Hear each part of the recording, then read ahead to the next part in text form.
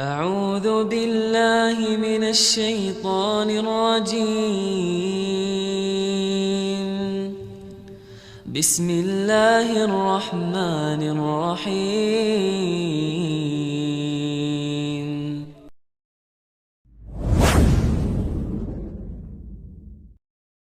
Adakah doa yang dapat ditujukan kepada seseorang untuk dia membayar hutangnya pada kita? Setahu saya tidak tahu ya, ada riwayat khusus masalah ini. Yang ada riwayat itu kalau kita terlilit utang, gitu kan? Karena Ibnu Abbas mengatakan kalau engkau membaca dalam riwayat sahih, kalau engkau membaca Allahumma kfini bihalalika an haramik waqdin bi fadlika amman siwak. Allahumma kfini bihalalika an haramik. Ya Allah, cukupkanlah aku menikmati yang halalmu dan jauhkan aku dari yang haram. Waqdini bifadlika amman siwak, dan lepaskan saya dari ketergantungan kepada selainmu, maka akan dibayarkan utangmu oleh Allah walaupun memenuhi langit, kata Ibnu Abbas radhiyallahu anhu. Ini harus diamalkan. Dan ingat, kalau berdoa ikutkan dengan hadis Nabi yang lain riwayat Bukhari, ud'ullaha mukinuna bil ijabah. Berdoa sama Allah diikuti dengan keyakinan penuh Allah akan ijabah. Fa inna Allah la yakbalu ad-du'a min qalbil ghafil. Allah tidak akan pernah terima doa dari hati yang lalai. Doa, ya Allah, diterima enggak ya? Ragu. Atau sambil berdoa sambil ingat makanan, ingat pasangan, ingat ini, enggak bisa.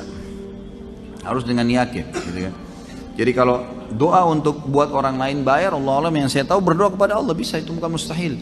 Pernah terjadi dalam sebuah riwayat yang sahih, Umar bin Khattab pada saat mengirim pasukan di perang Qadisiyah, menembus benteng-benteng Persia.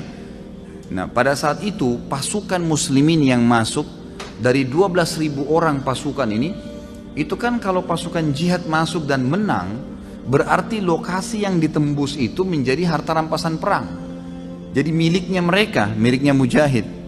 Jumlah mereka kecil, wilayah Persia besar, gitu kan. Ini kalau dibagi ini luar biasa gitu.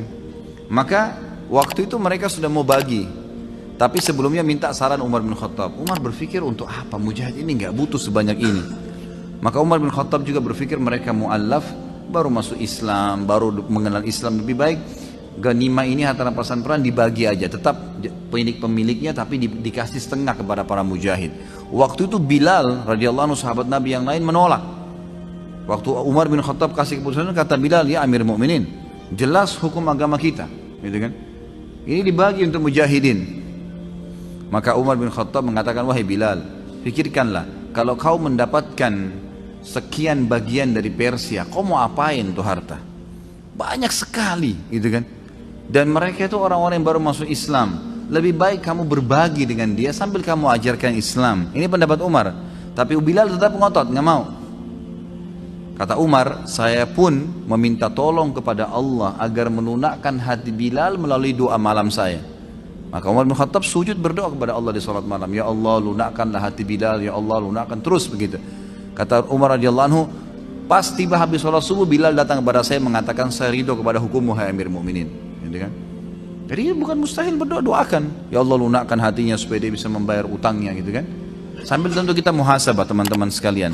Jadi kadang-kadang kita juga ini terlalu banyak, terlalu pintar menyalahkan orang, tidak bermuhasabah.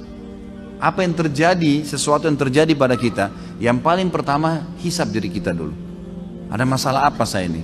Jangan sampai orang ini gunjing karena saya pernah gunjing orang. Jangan sampai utang ini, mungkin saya pernah utang sama orang, saya nggak bayar. Jadi kita muhasabah dulu. Kalau kita sudah tidak temukan variabel kesalahan kita, nah baru gitu. Baru kita mungkin ini cobaan murni, bukan karena kesalahan saya. Tapi kalau kita memang dasarnya ada kesalahan dulu, mintalah kepada Allah mudah-mudahan jadi pengampunan dosa gitu.